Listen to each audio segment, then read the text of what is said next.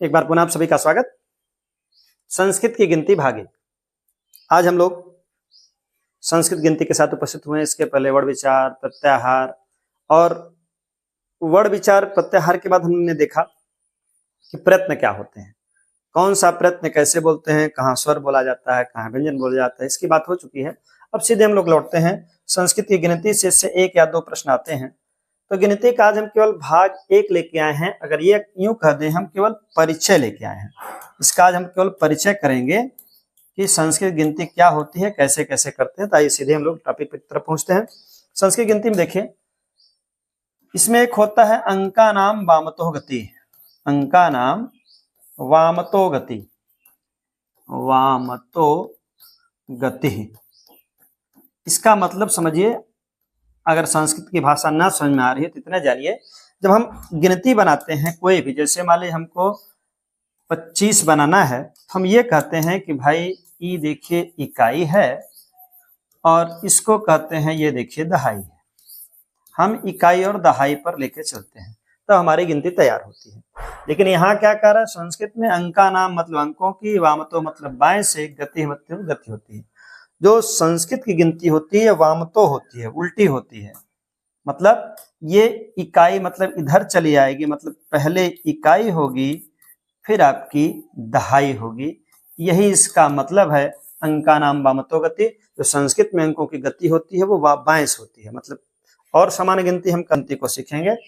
तो संस्कृत की गिनती 4, ये कौन कौन से संस्कृत की गिनती 4 है, इसको विशेष रूप से ध्यान दीजिए।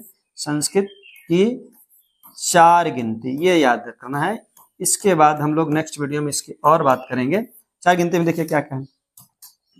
जैसे हम लोग दिए 1, 2, 3, 4, ये 4 तक की गिनती सबसे इंपॉर्टेंट है, इसको ध्यान देना है। फिर हम लोग 5, 6, 7, 8, 9, 10 की बात करेंगे, फिर हम पूरी गिनती की बात करेंगे। तो इसमें आपको याद रखना है, एक पुल्लिंग के लिए आएगा, एक स्त्री के लिए आएगा, मतलब स्त्रीलिंग के लिए आएगा, एक नपुंसक लिंग के लिए आएगा। ये 3 गिनतियां याद रखनी है। कौन कौन? एक पुल्लिंग के लिए, एक स्त्रीलिंग के लिए, एक नपुंसक। सबकी गिनती अलग अलग है। कहने का मतलब, अगर पुल्लिंग है तो उसकी एक गिनती हमेशा एक होगी। अगर वो स्त्री है तो उसकी एक की गिनती एका होगा। अगर वो नपुंसक है तो उसकी गिनती एकम होगी।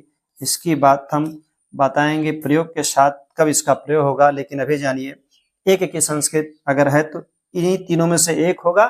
अगर पुरुष है तो एका हो जाएगा। अगर वो वस्तु, वो संज्ञा स्त्रीलिंग की है तो एका। अगर वो नपुंसक है तो एकम।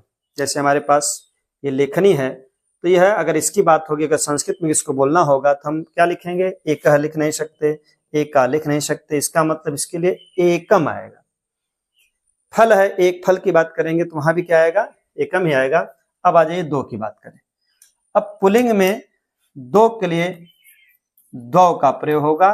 प्रयोग हम बाद में बताएंगे, गिनती आजकल देखिए। लेकिन जैसे स्त्रीलिंग में आएंगे तो द्वे हो जाएगा, नपुंसक में भी द्वे रहेगा। अब आ जाइए 3 की गिनती के लिए। 3 की गिनती यहां पर अगर पुल्लिंग रहेगा तो त्रयः लिखेंगे, स्त्री रहेगा मतलब स्त्रीलिंग रहेगा तो तिस्रः लिखेंगे, और अगर नपुंसक आ गया तो उसके लिए फिर हम लिखेंगे त्रीणि। ये याद रहे। तो देखिए सबकी अलग अलग है। और लास्ट में लोग 4 की गिनती की तरफ आते हैं।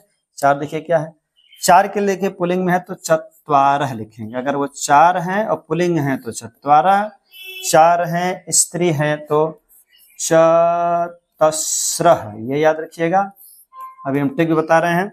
और लास्ट में नपुंसक है तो इसके लिए आएगा चत्वारि। तो इतनी गिनती आपको पहली बार में याद रखनी है। अगर पूछ दिया कि पुल्लिंग के लिए एक क्या आता है तो एक, स्त्री के लिए एक का, नपुंसक के लिए एकम, तो आपको यह लाइन याद रखनी है। एक एका एकम, द्वौ द्वे द्वे, त्रयः तिस्रः त्रीणि, चत्वारः चतस्रः चत्वारि। यहाँ पर देखिए, जब 3 और 4 की गिनती में एक छोटा सा ट्रिक याद रखिए। देखिए श आया हुआ है तो हमेशा 3 और 4 में श जरूर आएगा, और कहीं देखिए आपको श मिलने वाला नहीं है। तो याद रखिए, जब 3 की संस्कृत कहीं आपको भ्रम होने लगे तो जान लीजिए 3 की संस्कृत में तिस्रः आएगा और 4 के संस्कृत में चतस्रः आएगा। तो स्र वाले 3 और 4 के तो नहीं होंगे, वो स्त्रीलिंग के तिस्रः, स्त्रीलिंग के लिए श्र बता रहा है, ये भी श्र बता रहा है, मतलब जो श बता रहा है ये निश्चित रूप से तीसरा अगर कोई पूछे कहाँ का है तो तीसरा तीन जैसा लग रहा है, लेकिन अगर भ्रम हो पुल्लिंग है स्त्री नपुंसक तो श से मिला लीजिए तीन का है। चतस्रा अगर कोई पूछ दिया तो जान लीजिए चार लोगों के लिए, चार बालिकाएं। प्रयोग में हम आगे बताएंगे, आज केवल हम बताएं एक उदाहरण ले लीजिए। जैसे कह दिया चार बालिकाएं या चार लड़कियां अगर लिख दिया गया, अगर इसकी संस्कृत बनानी है, चूंकि आगे वाच्य परिवर्तन मिलेगा, अनुवाद मिलेगा, तो यह सब कुछ यहीं से मिलेगा। अब चार लड़कियां आपको लिखना है, कोई कहा भैया इसकी संस्कृत बताओ क्या है, तो चार के लिए याद रखना है पहले चार की गिनती तीन तरह होगी, वो पुल्लिंग हो सकती है, वो स्त्रीलिंग हो सकती है, वो नपुंसक हो सकता है।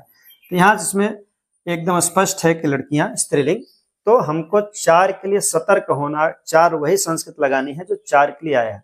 देखिए चार की गिनती यहाँ है, लेकिन लड़कियों के लिए क्या है, पुल्लिंग स्त्रीलिंग के लिए चतस्र है, तो हम लोग क्या लिखेंगे चतस्र। अब ये चतस्र हो गया। अब उसके बाद लड़कियां देखिए क्या है, ये चूंकि ये बहुवचन है, चार का मतलब होता है बहुवचन, एक वचन दो वचन बहुवचन, उसके बाद जब तीन या तीन से ज्यादा होंगे तो बहुवचन होंगे, तो हमको लड़कियां का जो रूप लिखना होगा वह भी हमको बहुवचन ही लिखना होगा, और प्रथमा विभक्ति लिखेंगे, विभक्तियों की बात आगे होगी, बस इतने जानिए लड़कियां का जो हमको लिखना होगा वो बहुवचन लिखना होगा। हो जाएगा रमा रमे रमाह की तरह, बालिका बालिके बालिका, ऐसा प्रयोग होगा।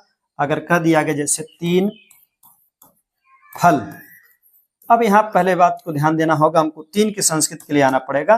तीन के लिए हमारे पास बताए हैं कि तीन संस्कृत है क्या, त्रयः तिस्रः त्रीणि। अब त्रयः लगाना है कि तिस्रः लगाना है, तीन लगाना, तीन लोगों के लिए है पुल्लिंग का स्त्रीलिंग। अब इससे पूछे भैया तुम कौन हो, ये कहेगा पहले यही बताएगा तभी गिनती लिखिए। ये कह रहा है हम तो नपुंसक हैं, तो नपुंसक की गिनती देखिए क्या है, नपुंसक लिंग की गिनती देखिए तीन की क्या है, देखिए तीन की गिनती हमको लगाना है, तीन की गिनती देखिए क्या है त्रीणि। अब हम क्या लगाएंगे त्रीणि, इसका मतलब यहाँ लगाएंगे त्रीणि।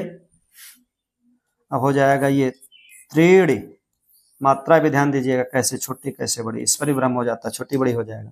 तो ये त्रीणि है। उसके बाद ये फल बताएं, तीन मतलब तीन या तीन से ज्यादा, तो फलम फले फलान।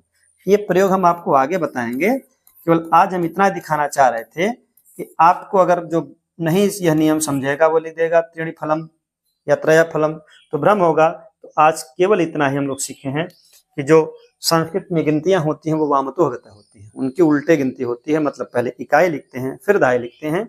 अब वो इकाई दहाई कैसे बढ़ेगी आगे, उसके लिए सबसे पहले हम लोग ये चार गिनती को अवश्य तैयार कर लें। वो चार गिनती में कौन कौन है, एकः एका एकम, द्वौ द्वे द्वे, त्रयः तिस्रः त्रीणि, चत्वारः चतुर्थ चत्वारि।